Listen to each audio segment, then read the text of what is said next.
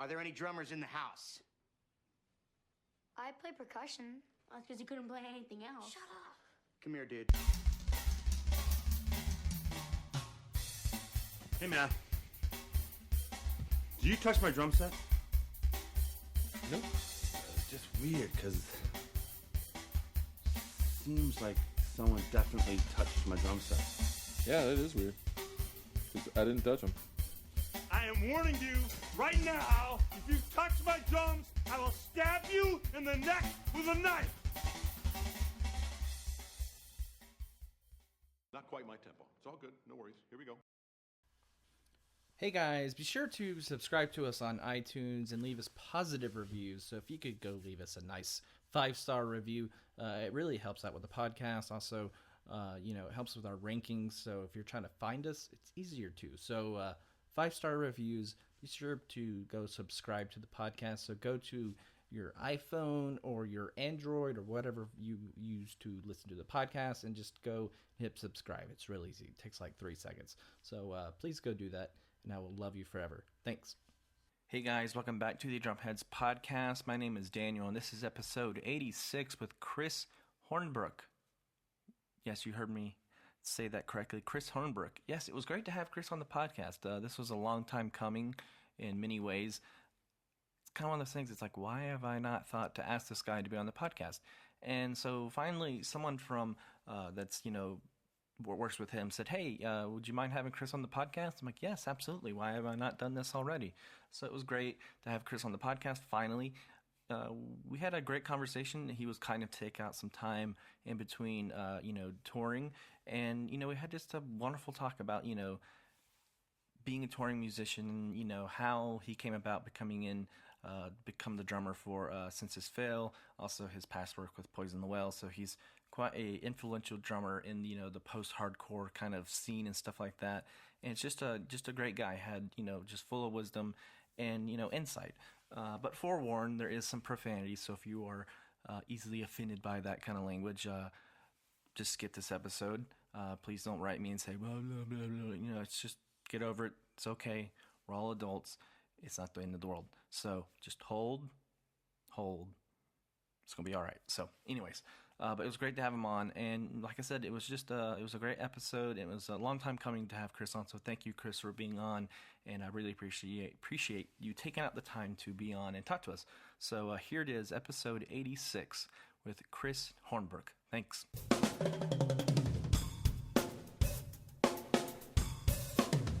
Hey guys, welcome back to the Drumheads podcast. My name is Daniel, and I am joined by Chris Hornbrook. How are you, Chris? I'm good, man. I'm a little tired. It's cold in Virginia Beach today, and it's very overcast, and I'm kind of a weather-sensitive guy, so when it's not sunny out, I just feel lethargic. So I'm sipping on a cup of cold brew. I hear you, brother. I hear you. Yeah, just trying to get going. I hear you. It's been weird because I'm in North Carolina right now, and you're not that far from me, but it's just nasty outside. You're like, what do I do? Well, I heard last week it was like 70 degrees everywhere, and suddenly this sort of winter front kind of comes in and just messes everything up, which is a bummer because I didn't really appropriately pack for this tour. Like, I don't have wool socks, I don't really have boots or anything kind of heavy. I have light stuff because when I packed, and I looked at the weather 2 weeks ago, it was pretty much good to go. Yeah, I was wearing because on like Thursday and Friday last week I was wearing shorts. Still wearing shorts, but it's just I can't stand that weather. It's just up and down, up and down, up and down. It's the way it goes these days, man. With all the weather, the climate change. It's kind of like it's a crapshoot every year. I know. Is it going to get super cold? Is it going to snow? Is it going to get really hot? Because where I'm at in Southern California, it doesn't get all that cold. I mean, it gets decently cold, but the variable right now is it going to get kind of hot or really fucking hot? Yeah, is it going to get like melt my face off hot? Yeah. Totally, yeah. And I fortunately I live close to the ocean, so I get a bit of the breeze. But if you go into the valley or if you go up into LA and Hollywood, because it's inland a little bit more, it's way hotter up there. Yeah. So I feel bad for all my friends that live in that area that have to deal with that and don't have any sort of centralized air or anything to kind of keep them cool. Yeah. Yeah, I've got a friend that lives in the Valley in Los Angeles, and it's like he's always talking about how brutal it is. I'm like, yeah, you should probably move.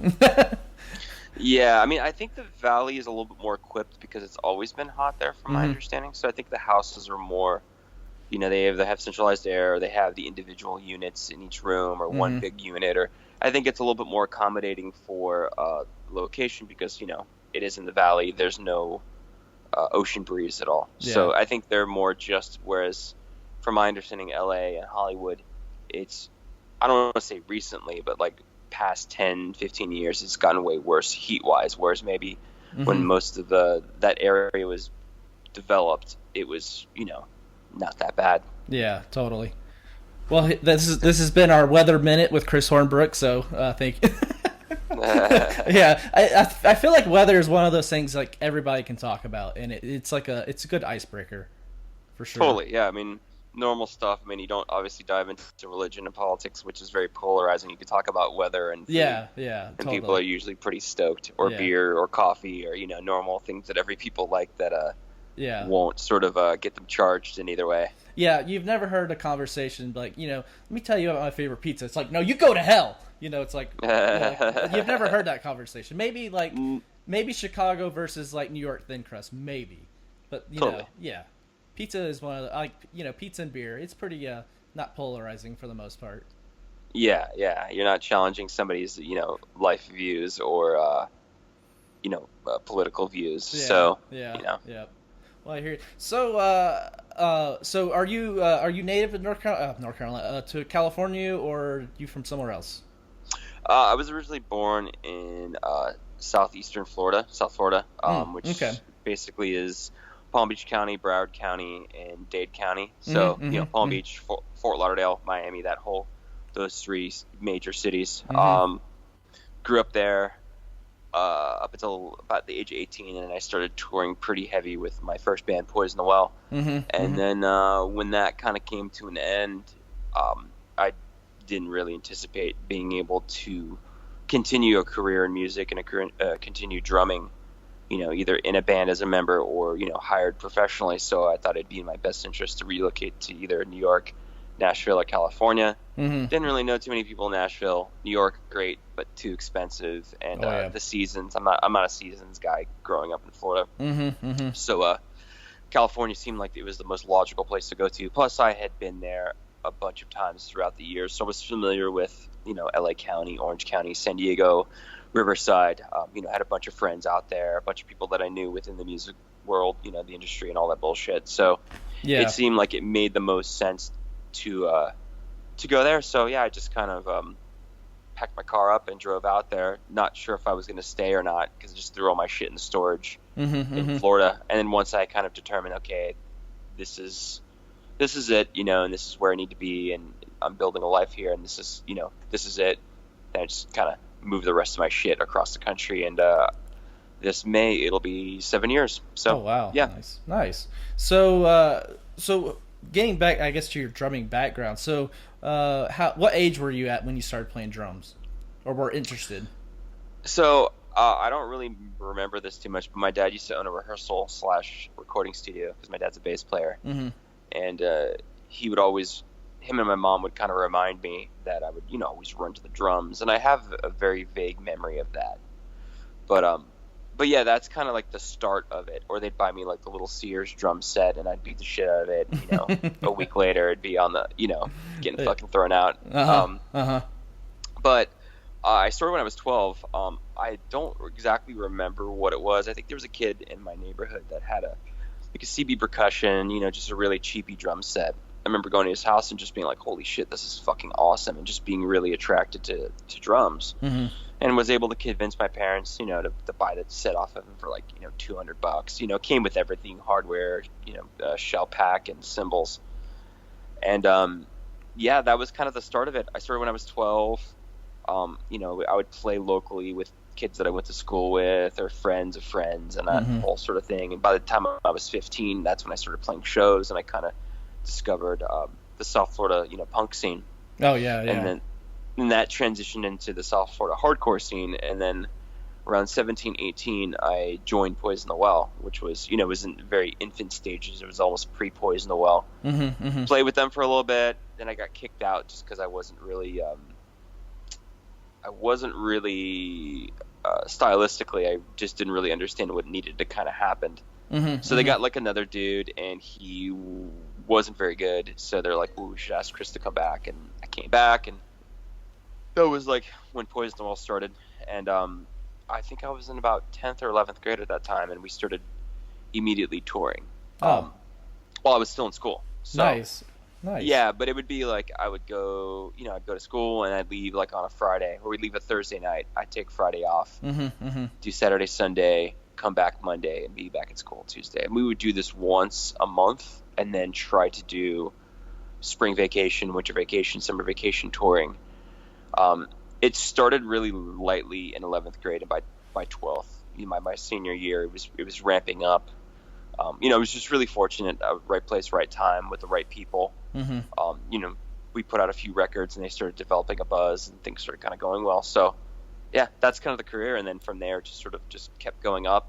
And then when I was like around 26, 27, it kind of started to do the whole. 23, 24, 25, around that age bracket. It started doing the whole like weaving and weird, nothing is a straight trajectory anymore. What you thought was going to happen was going to happen, and Yeah, totally. it's just been kind of like a winding road ever since. But I've sort of definitely adjusted to it and accept it and just try to navigate it as best I can. But it's been good so far. I can't complain at all. A lot of people dream of having careers in music, and I could be doing better, of course. Anybody could be doing better, but I also could be doing way worse. I feel pretty happy and confident and appreciative of where I'm at right now. So yeah, well, and starting it, it sounds like you kind of started at an early age. There's a lot of guys who start super late. They like when I think of like drummers who like broke late, was like Carter broke from Dave Matthews. That guy was like 40, 41 or something when like totally when they broke. He broke big. I'm like, wow. That's insane. It's hard to imagine. Working a 9-to-5 job, and then you're 40. It's like, oh, by the way, now you're gonna be a famous drummer. With your everybody has their kind of path. What I've realized, there are dudes that start playing drums at a really, really, really young age, but they don't really go anywhere. Yeah, I started playing kind of late. I look at 12 as being late, whereas there's other people that are 4, 5, 6, 7, 8, and when they start. Yeah. But I got really lucky with being young and touring, and playing shows right away and touring, and just being at the right place at the right time at the right sound, and it sort of put me in the position to sort of be where I'm at right now, where I play with a bunch of bands and do a bunch of different things. And, for the most part, I derive my income and happiness off of music, which is not an easy thing to do. Totally. So who was one of those first drummers you were really like into, when you first started? So from my formative years, it started with obviously Nirvana, because that's kind of when that whole scene exploded. I was 12. It was like 90. It was 93, 94, I believe. Yeah, yep. So there's like Dave Grohl, Matt Cameron, David Ruiz from Pearl Jam. That was kind of like the core dudes that really sort of spoke to me. And obviously Dave Grohl and Matt Cameron are still very, very influential today. Dave Grohl plays for Pearl Jam, still does stuff with Soundgarden. Dave Grohl's everywhere. So, so that was kind of like the start. And that's sort of what kind of got me going, Yeah. And it's funny because, the most, cliched, hack me answer I've heard a lot is, John Bonham. And, to be perfectly honest, I'm not a big John Bonham fan. So it's like... I can understand that. That's like heresy, for most drummers. Like, how dare you not like John Bonham? Like, it's like, dude, relax. His shit just doesn't make sense to me. Like, I appreciate it. Don't get me wrong, but it just didn't resonate with me like it did some people. Like the drummer that I think of that really resonated with me was the David from Korn. Dave Silverman. Okay. That was the guy that caught me when I was, in middle school was him. Yeah. You know, that's the person that brought me in. So yeah, that grunge, post grunge kind of phase was, you know, really informative to me as well, because I'm guessing we're about the same age roughly. We grew up that kind of, you know, early 90s, late 90s rock, you know, and metal. Yeah. I'm gonna be 36 in April. Okay. How old are you? I just turned 33, so. Yeah, there's not too much of a huge difference. Yeah. I kind of miss the whole Korn thing. Like, I remember the first record and it coming out and being like, whoa, this is different. Mm-hmm. You know, this guy's playing, like, you know, 5 minutes on a ride cymbal and there's weird chords coming in. And, you know, I got into it, but I wasn't, like, that into it. You know what I mean? Yeah. It was more like the 90s, the early 90s stuff that really, really spoke with me. Yeah. And especially the drummer from Pearl Jam, David, you know, his stuff he did on like the how long was he with Pearl Jam? He did like the first he didn't do the first album. He did like the second and third. Yeah, he did Versus and he did Vitology. Yeah. And Versus is a really, really great record, and his, you know, his drumming is very dominant on it. He's actually the first dude that I listened to that I was like, what is he doing? Like the way he's playing, like with feel. Because prior to that, I had been listening. Like Cameron had a lot of feel, but for some reason, it didn't like impact me at all. Grohl obviously was power. He was power. He was precision. He was saying a lot with not a lot. You know, his simplistic approach to drumming was very appealing to me.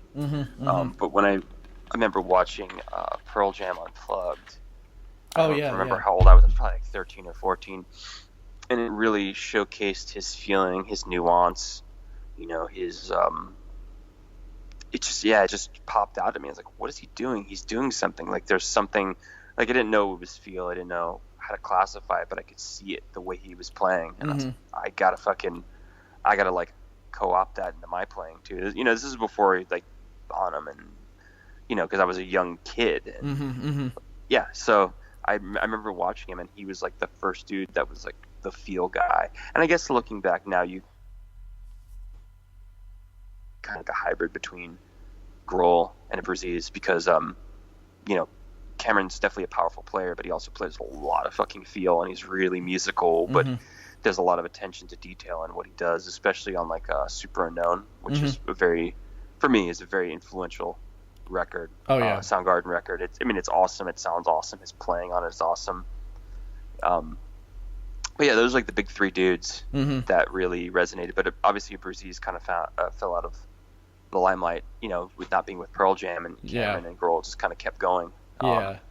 So I still feel those two dudes are a little bit more resonant. They resonate a little bit more with me today. Plus, too, it's like Nirvana in Utero is like a really big record for me, and as is Super Unknown, whereas I'll put on Versus every once in a while. I don't really listen to Vitology that much. I'm not the biggest Pearl Jam fan, you know? Yeah, I hear you.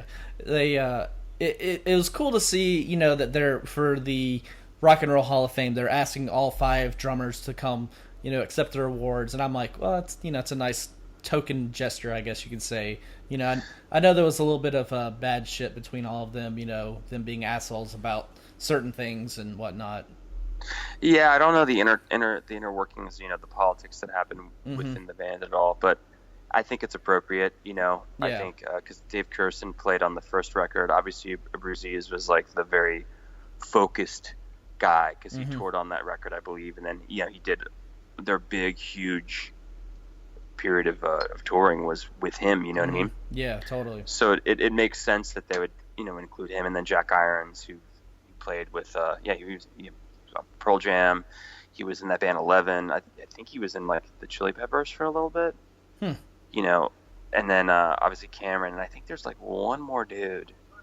But I mean, they're all in their own right. They're all part of it. You know? It's not like Rush where there's like clearly only 3 dudes. Like there's a revolving cast of drummers for that band, and I think that they specifically for that band had big important moments, you know, more so than others. Obviously, Kirsten and Aziz are like the biggest, and Cameron obviously because he's been there for like 15 plus years now. Yeah, and then having you know, Soundgarden as well, having that in his back pocket. Yeah, that's just more value to him. Yeah, you know, he's gonna get induced to the Rock and Roll Hall of Fame twice. You know, and that's not an easy fucking thing to do. No, it's not. Yeah, and I never really understood the Rock and Roll Hall of Fame. It's kind of like the Grammys, It's kind of like it's just a big pissing contest between. Totally. Yeah. And well, it's one of those things. There's probably a lot of bands. Like everybody's talking about that. It's like, say, like for the Bad Brains. Bad Brains. I guess they're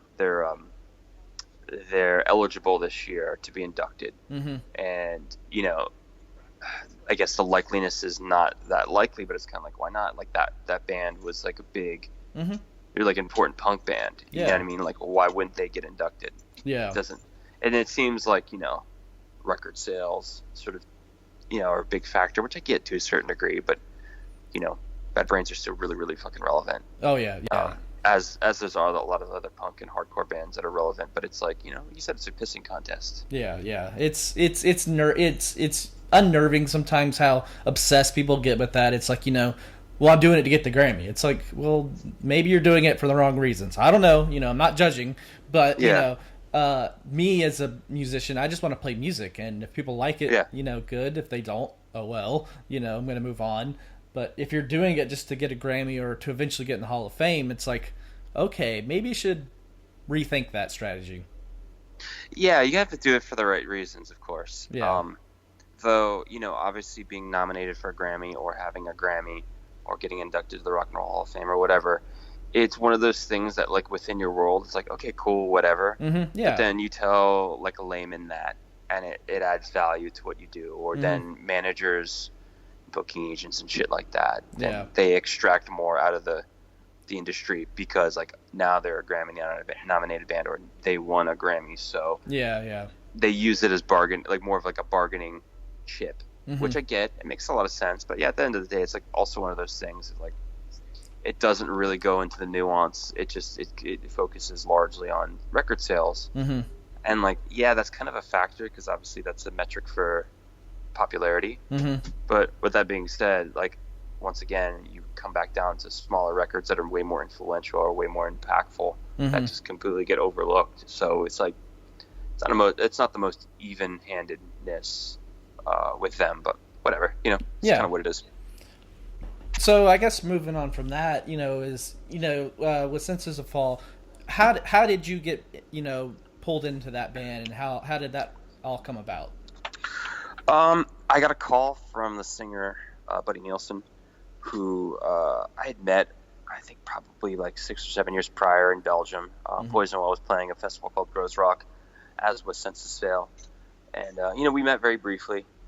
And when I moved to LA, I eventually became friends with their old drummer, Dan, who's a bud.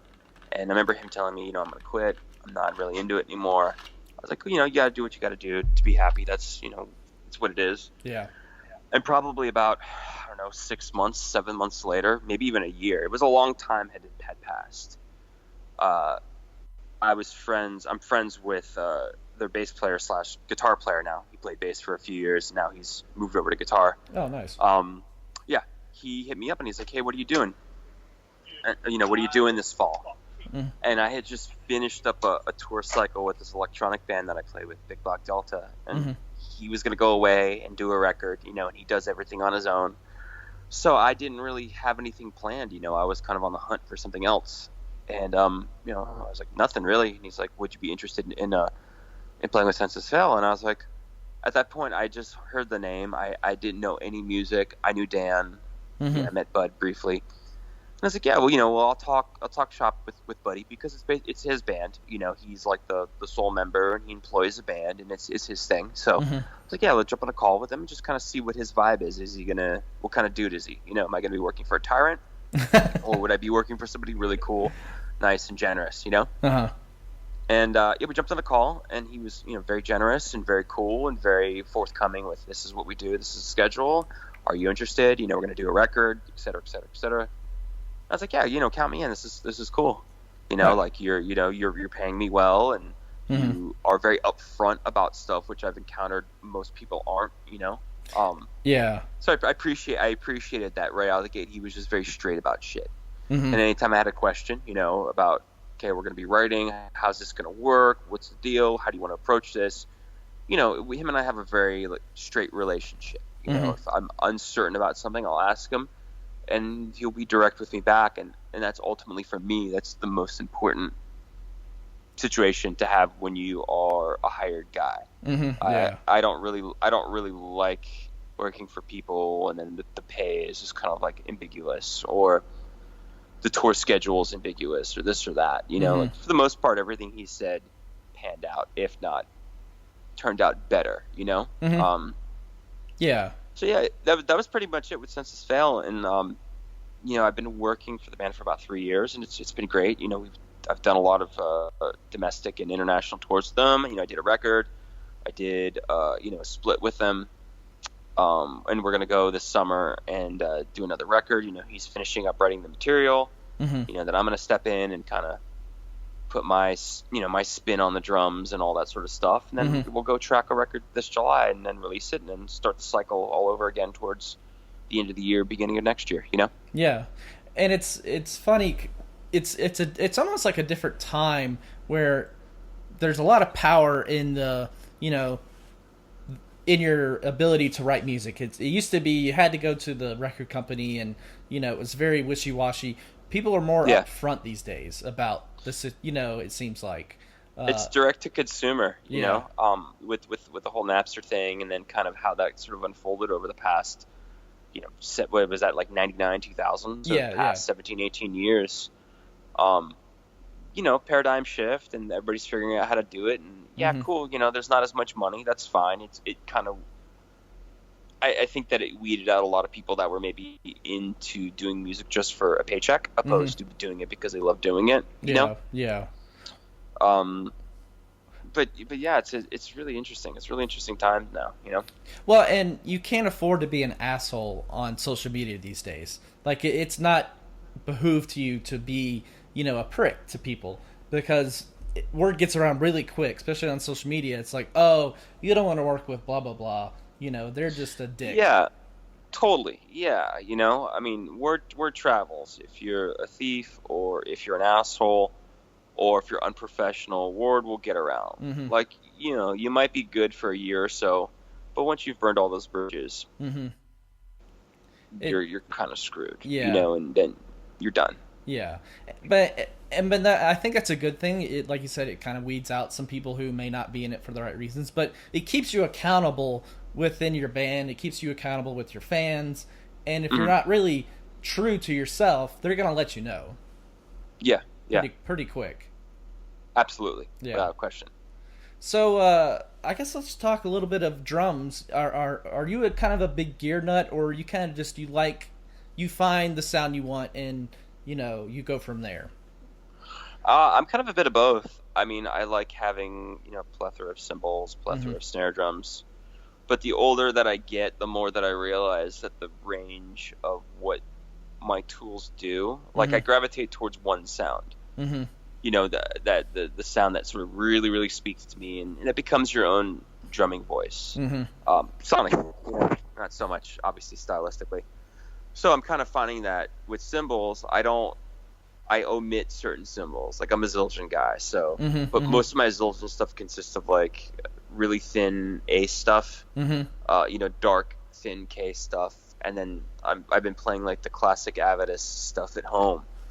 And in one form or another, there's variations tonality-wise, but it's all sounds. I don't want to say it all sounds the same. That's not fair. Yeah. But if you A, B, and B, like if you A and B, you know, I play like a 20-inch crash cymbal. If you put all, you know, 3 or 4 variations of the crash I play, they're all going to sound relatively the same. Only one might have a quicker decay. The other one might be a little bit brighter. The other one might be a little duller.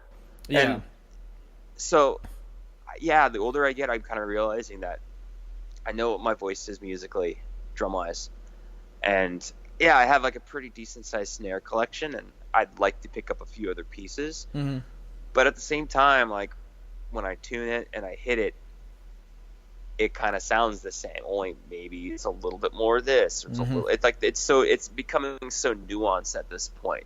Yeah. That I'm wondering, is it really worth it to buy, a Tama Bell Brass for like $5,000. Yeah, I know. Yeah. I have a Q Bell Bronze snare that sounds pretty fucking identical to that, just a little bit darker. So it's kind of like that, where like I like gear, but like I said, the older I get, I was kind of like, I know where my sound is, I know where it's coming from. Right now I'm playing a Q Drum Co. mahogany drum kit, and it sounds fantastic live. It sounds fantastic in the studio. So I'm just going to kind of stick with that and just get additional sized pieces to my current configuration. So if I'm doing something that might require like a 26-inch kick drum, I could swap it out for my 24, or something, maybe eventually pick up a 22. So it's just a variation in the same tone, but just a little bit less boomy, or more boomy, depending upon what the situation calls for. Yeah.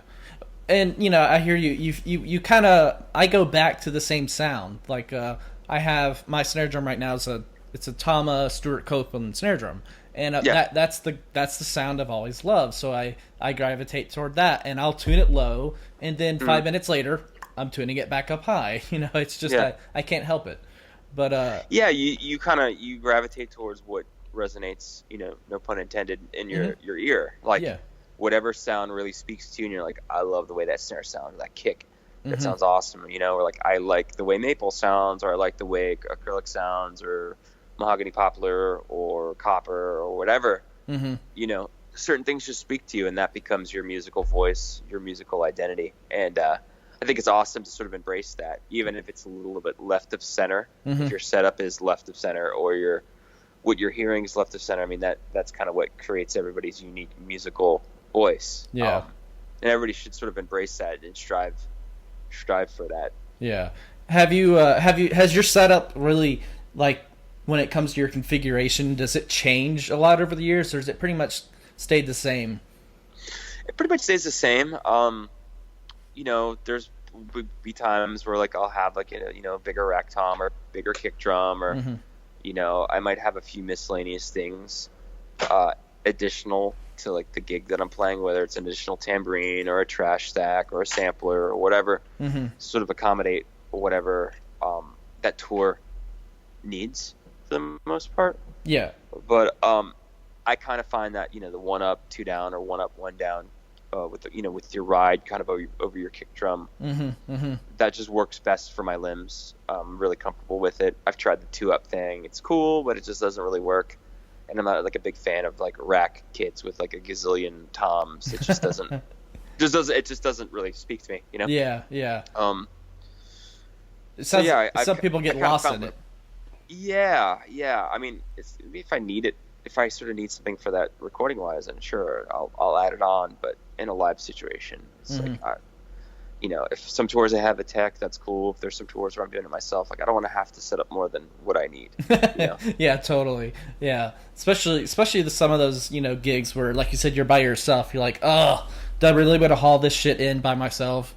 Yeah, that's kind of it. Because obviously, when you work for bands and shit like that, there's tours you do that you have a tech and you're on a bus, and there's times that you're in a van and it's just you and a tour manager. So I try to use something that has a dual purpose. Studio, live, doesn't take forever to set up, is not a bitch to tune, because then once you start adding toms, then you have to get them to all work and stay in tune and work with each other. It's like I don't have time for that. Yeah, totally. And do you when it comes to your kit, do you use a lot? I can't remember. Do you use double bass or not?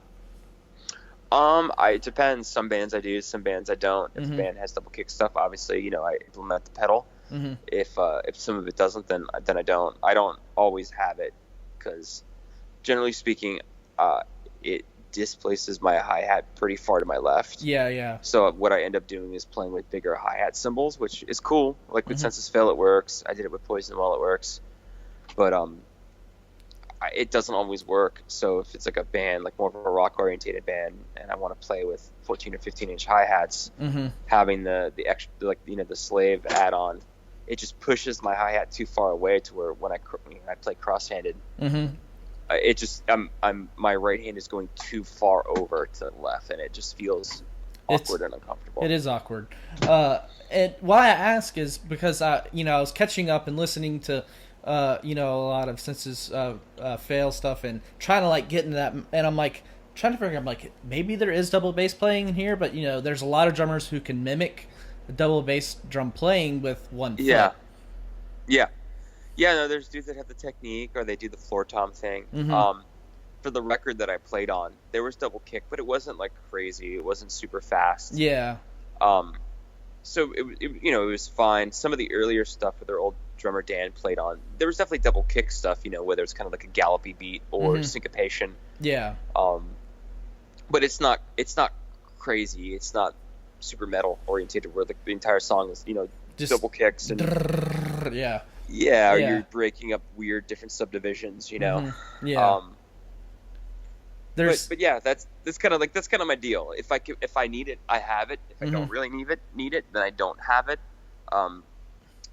More likely than not, I don't like playing with double kick because it's just not really. I don't naturally play with it. I don't know why. I think that sometimes, well, a few reasons. When I play with it, I feel like I need my left foot as my anchor. Yeah. And then when I do double kick stuff, I don't feel like I can really swing in and like groove the way I need to kind of groove. And I feel like it's specific to certain types of music, like heavier music lends itself to double bass playing, which is cool. Like I said, you know, if I need it, it's there. But it's there. It's not something that I would. If I wrote my own record, there'd probably be little to no double kick in it. Oh, okay. Yeah, I've noticed there's a lot of drummers who they're just, you know, they're just not into it. I had on Mark O'Connell from Taking Back Sunday, and I'm like asking him, and the first thing he said was when he joined that band, they're like, "Do you use double kick?" He's like, "No." They're like, "Good. We didn't want somebody that had, you know, double kick experience." I'm like, "Wow, that's interesting." You know, but it makes sense because that music doesn't really require double kick or anything like that. So. Exactly, and it's just, you know, there are the dudes that are into that, and that's cool. You know, that's their voice, and it's part of what they do, and that's awesome. It's just, yeah, for me, it's not. I like pocket playing. I like groove. I like, you know, lots of ghost notes. I'd rather fake it, you know, like find a way to fake it between the toms or even with like single foot technique. But yeah, I like I said, if given a choice, I would probably say no. Yeah, totally. And so, what sticks and drum heads are you using right now? I'm a ProMark sticks guy and Evans heads. Okay. ProMark sticks, I do Ford Balance 595 wood tip, which are great sticks. Work really great for my playing. And then Evans, I do you know, clear coated G2s on the toms, coated G2 on the snare. Yeah. The kick, it varies, but I've been using an EMAD on this. I think an EMAD 2 on this tour. And it sounds good. You know, Evans is very, very modern sounding. I have a vintage style kit, so I feel like it's kind of a balance between both. Whereas our front of house guy, I don't really have to dampen too much, just mainly my snare. But the kick, obviously, the way they design the heads, you know, all the undesirable frequencies are taken out. Same thing with the toms, you know.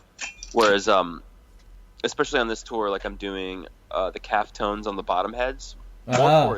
More for aesthetic, but also too you get a little bit of the tone, like bottom tone, like that kind of rich sound. You know? So it's kind of like a blend. I mean, I absolutely love the way my drums sound on this tour. Our front of house guy, you know, loves the way they sound. He's really stoked. You know, shells, cymbals, and heads. You know, he's like, this is a great setup. Yeah, and Q drums, you know, is they make some fantastic. You know, they almost look like works of art. Yeah, I mean, Jeremy and Max. Max is one of the other main builders there. They're fantastic. You know, they have a great team together, and they come up with really cool shit. You know, Jeremy's a very innovative guy, as is Max. You know, and I'll just tell you straight out, if you're like, I want to do this, they'll be like, that's not going to sound good. Or like, can you do this? Like, what do you think about this aesthetic? Yeah, we could do that, but you know, this company's kind of doing that. So we kind of want to just do our own thing. Yeah. And that's their vibe. It's like we just want to do our own thing of what we think drums should look and sound. Our vibe, you know, not really following any trends, not pandering. And I dig that because that's very much like my personality. Yeah. And to align yourself with a drum company that has a very similar view that you do is great. I don't think I've ever seen them make a drum set that's not, just looks fantastic, but that doesn't sound bad. Like, I don't think it's possible. No, they won't do that though. If they know something, if they've sort of beta tested something, and they're like, this is just, we know this won't sound good, they just won't build it, or they'll advise you otherwise. Like, don't do that. Don't get this in a 6-lug because you like. I think at one point I asked them to build me like a galvanized snare drum that's a 6-lug, because I was just going for a specific kind of shitty detuned sound, more of like a auxiliary snare. Yeah. And Jeremy told me straight up, he's like, we did it, it doesn't sound good. And I was like, okay, cool. And I know when he says that because obviously he does studio work and he does live work. And he's an incredible drum tech. On top of being an incredible builder. I know that what he's telling me is sound information, and that he's not going to lead me astray. Like, no, I built that. That doesn't sound good. On paper, it might seem cool, especially for the sound that you're going for, but for the most part, nah, it doesn't work. Nice. So who are some of the drummers you're kind of looking up to right now? Is there any new drummers out there you're like, holy shit, everybody should know this person? I feel like recently I've been kind of out of the loop with all that. I've been just kind of focusing more on stylistically, and not dudes, but just focusing inward. So I've kind of detached myself to what's going on popular, whatever's popular now, because I feel like everything is about chops. It's about, a form of athleticism, and I think chops are great. I think it's cool, but it's like spending hours and hours and hours and hours on learning a trick or a few tricks that in a live situation you'll be able to play for a minute or two. Or if you show up to an audition, like, no one's gonna give a shit. Yeah, exactly. So I've just been more focusing on, I guess, myself, and trying to be as unique as I can, because I feel like that's where it's most important. There are normal dudes that I've been into for a very, very long time, and actually, you know what? I take that back. There's one guy that's really stood out to me, Nate Smith. The name sounds familiar. Yeah, he's just kind of a groove guy. He does jazz and R&B. Okay, yeah. Not, I don't want to say flashy. He's not doing all that gospel chop stuff. But when he plays, he just does so, like, it's just so tasteful and so fucking cool. Not universally applicable, of course, but if you see a guy just sit down, like, he could really keep your interest with just playing a groove, because he's like doing weird subdivision stuff and syncopation on the hi-hat, but it's all tasteful, and it's, I don't know, it's very outstanding, I guess, is the best way to put it. Yeah. Well, he's cool. He's really fucking cool. And I hear you about, like, I've been trying to focus on groove as well, just trying to, like, really focus.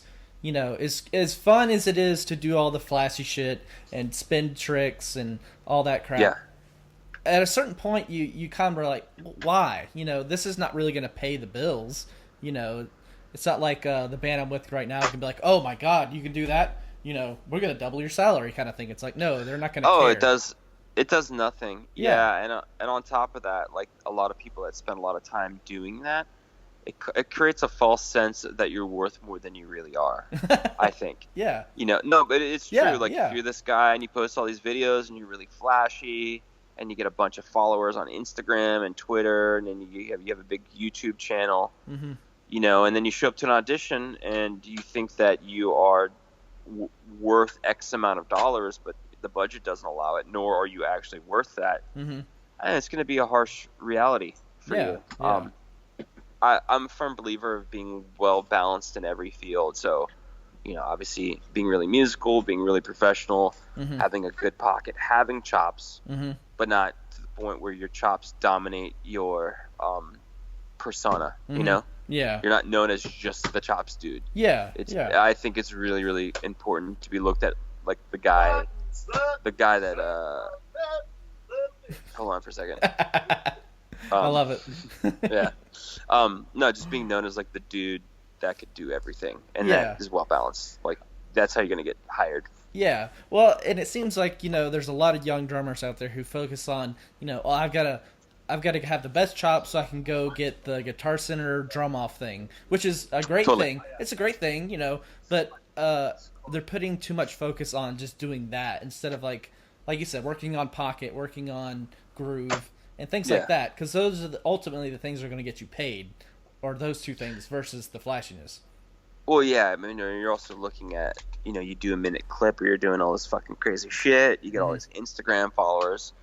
That's when that sort of stuff that's what creates the value in that, in my eyes. You create the value when you, sorry, everybody's kind of coming on the bus. That's all good. That creates the value in that. But that doesn't necessarily, like I said, get you hired, get you studio work, get you sort of paid, Yeah. That is simply one facet of being a drummer, Yeah. And it's like you just got to kind of understand that that's the place for it. Like if I do videos, if I'm doing flashy stuff, I keep it pretty specific just to social media because I understand that's what pulls people in. But if I show up to an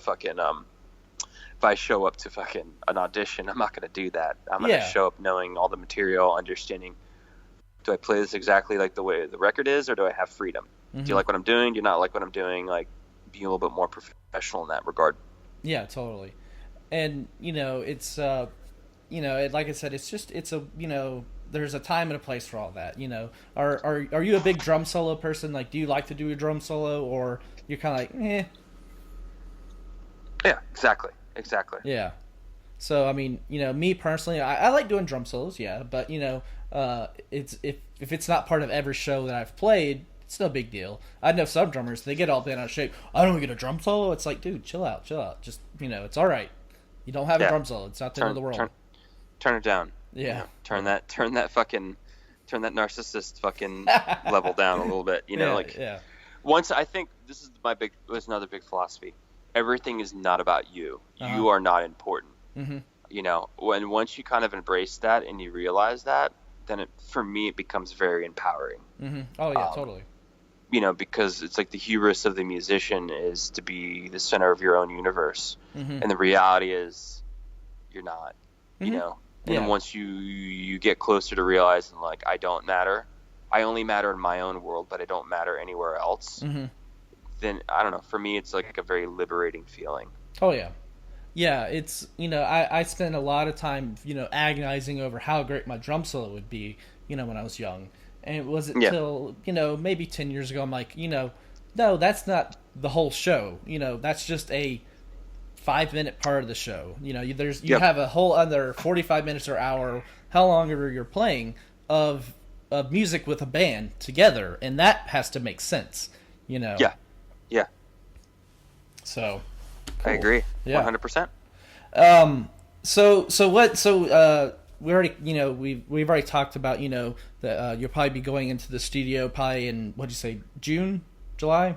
We're talking about early July, because I have some other shows with Danny Harrison for the latter half. Are you going to go do Panorama Festival on the East Coast, which is like East Coast Coachella. Yeah. And then an LA show, like a warm-up show.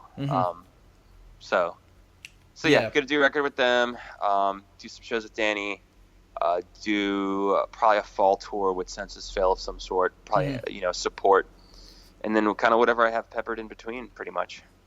Any other things you're trying to work out? Ever thought about teaching classes or online stuff, or just? I've considered it. I don't know. There's times I take on students and it's cool, but I don't really love doing it. I know there's people that love doing it and they're really good at it, and there's a very clear distinction between people that love doing something and then people that don't love doing it. I enjoy it. I don't love it. Yeah.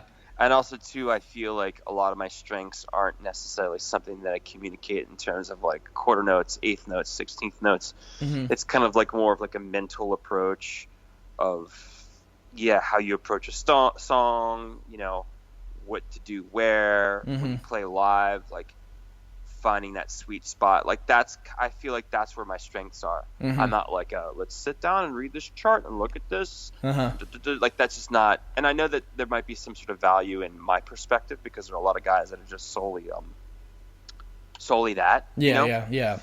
I just I don't know. There's that, and then there's the lack of consistency with students. You have a block of students. They come in. It's cool. It's rad. Mm-hmm. And then they disappear. Yeah. Or so if you economically become slightly dependent upon having 4 or 5 students that you come in, suddenly they all evaporate. Mm-hmm. You're screwed. Yeah. It's just it's like a monkey wrench. Yeah. So I always ask this question because it's something I always find very interesting. Is what do you like to do outside of playing drums? Like, what are your other hobbies, or do you have other hobbies? Yeah, I mean, I do. I really, really enjoy science. I really enjoy learning. Mm-hmm. Whether it's philosophical or scientific stuff. Mostly dealing with space. I do think biology is pretty interesting, mm-hmm. but I do think that anything space related always intrigues me. So I definitely have an eye and an ear open for that. I definitely fall down the YouTube wormholes of different lectures and shows and all that sort of stuff. I also play guitar and bass, but I do that more hobby based. I'll pick it up every once in a while and dick around and put some chords together and be like, oh, this is pretty cool. Mm-hmm. Or like pick up a bass and be like, oh, I should have been a bass player because this feels more natural. Mm-hmm. Yeah. So there's that, and then I like photography a lot. Nice. Amateur, of course. I don't really own a really nice camera, but I do think that within the next few years I should probably invest in something like that and actually make the steps closer to actually getting better at it. Yeah. Well, and I always feel it's important to have that hobby that keeps you grounded. And it keeps you from going crazy. I'm a big movie nut, and if I was focused on drums all the time, I would go insane. It's a bit much. I mean, I spent a large part of my life doing that. And there's obviously nothing wrong with that at all. Mm-hmm. But I also feel like to a certain, it's really draining because then you start harping on really, really small nuances that take a while to develop, whether it's a lick or way of playing, or you're learning a new style or whatever. Yeah. You just harp on it, and the progress is very slow because that's kind of what happens, and then you can become discouraged. Yeah. So I more so recently, I'm just kind of focusing more on being stylistic. Like I feel like I have a really good amount of tools and knowledge in my arsenal. Mm-hmm. Now it's kind of developing my own voice more, because I know I have a style. I know that I have a very specific sound the way I play, and obviously it's an amalgamation of stuff that I'm into, drummers and music. Yeah. But I feel like, once again, coming back to the whole gospel chops thing, and even in like say the world of Senses Fail, like the pop punk world, hardcore world, I'm noticing that there is a really strong emphasis on sounding like everybody else, and my natural inclination is to do the complete opposite. Like if I'm going to be chopsy guy, I don't want to sound gospel chopsy at all. I don't want to sound like, because now you go on Instagram and you just fucking you go gospel chops, you search that hashtag and you hit on it, and everybody sounds the same. Yeah. But there's no unique voice. And I think at my age and doing what I've been doing for such a long time, it is really, really important to attempt to carve out more uniqueness to my perspective in my playing. I think that's more important than learning fucking 80 variations of fucking paradiddle when you're only going to use 3. Yeah, totally. Yeah. I'm the same way. Like, if you tell me to do a certain thing one way, I'm gonna do it the opposite, because that's just my nature. I'll listen to criticism if it's positive and it's not too bitchy about it. But when it comes to like drums, I like to keep it different. Sometimes I want to keep it simple, stupid kind of beat going, and people are like, oh, why don't you do this? It's like, no, this is the way I'm going to play it. Yeah, I mean, simplicity's great, and there's a lot of nuance that you can do within simplicity to make it cool. Accents and hi-hat stuff and like little subtle fills that are really powerful and simple, but are really good for emphasizing what's happening musically. Totally. I think. Yeah. And, like I said, it always goes back to the music. What will fit the song, And those gospel chops. Song. Yeah, if gospel chops won't fit every song. No, it'll almost likely never fit because you're taking a chop versus a lick. And there's a distinction between both. A chop is just something that just won't fucking fit, and a lick is something that moves with the groove of the music. And every once in a while, you'll be able to end a song with something like that. But yeah. But unless you play gospel music, then maybe that stuff's more appropriate. That's not my field, so I can't say. I don't have an opinion because I don't know. But in my world, whether it's electronic music, rock, punk, hardcore, pop, any of that shit, it doesn't really fucking work unless you're ending a song. Yeah, totally. Yeah, I hear you for sure. Well, cool. Well, it's been this has been a really great podcast. I always learn new things about how drummers think and and all that. So it's always great to pick apart someone's brain and figure out what they're thinking. I always find that fun. I'm a big fan of that too, man. You talk to people that have experience doing A, B, C, or D, and if you could take a few things away from it, it's fucking great. I'm very much the student of listening to other guys, whether they're better or worse or just as good as me. Everybody you could take something away from everybody. Oh yeah, for sure. And I think that's important. Yeah, I mean, like not harping on the gospel chops. If you when you talk to one of those guys and really get in their head, it makes sense in their world. And if I can take one or two things out of that, little nuggets, and apply it to my drumming, then that's great as well. Totally. And I'm not trying to diss gospel. Oh yeah. I think it's cool, but it's just not my world, and so I don't understand the perspective and its applicability. It's not as easy.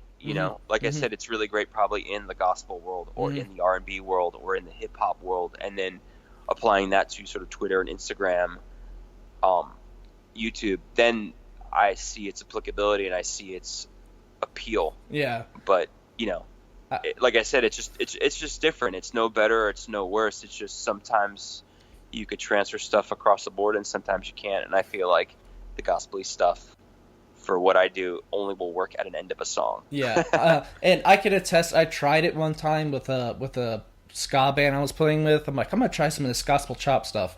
And it just blew up into a big shitstorm. And they looked at me, it just falls flat on its face, Yeah, they looked at me like, what the hells was that? I'm like, sorry. Yeah. We will not do that again. So you're like, lesson learned. All right, man. Well, I appreciate you being on. This was a lot of fun. Dude, man, anytime you want, man. Just we could do this a few times a year. Like I always love talking about music and drumming. Oh yeah, I do too. Throwing my shit out there, and if it sort of appeals to some people and they take something away from it, that's even better. Totally. Well, so where can everybody find you again on the interwebs?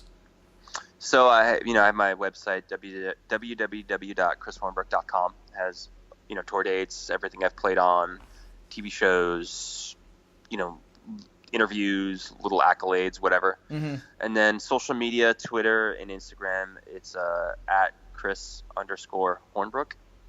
And then my YouTube page is just Christopher Hornbrook. And then my Facebook page is Chris Hornbrook. And yeah. Nice. Hit me up on any one of those things. Nice, yeah, totally. And I'll definitely have you back on. We'll discuss some more drumming matters when it comes to that time. Fuck yeah, I'm super into it. Just let me know, man. All right, man. Well, let me hit stop on the recording real quick. Mm-hmm.